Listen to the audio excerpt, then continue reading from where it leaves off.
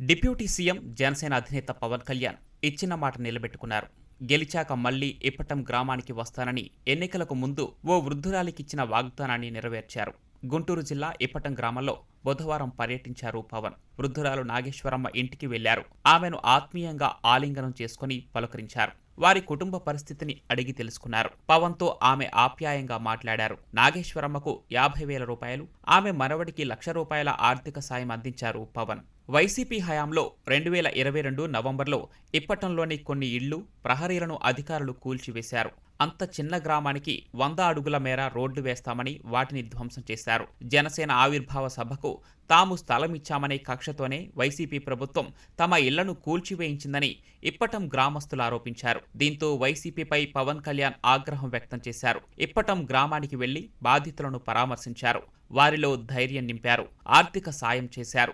ఎన్నికల్లో గెలిచాక మళ్లీ తమ గ్రామానికి రావాలని అప్పట్లో పవన్ను కోరారు నాగేశ్వరమ్మ. అలాగే అని మాట ఇచ్చారు పవన్. డిప్యూటీ సీఎం హోదాలో ఇప్పుడు ఆ గ్రామానికి వెళ్లి మాటను నిలబెట్టుకున్నారు. మరోసారి దట్ ఈస్ పవన్ అనిపించుకున్నారు.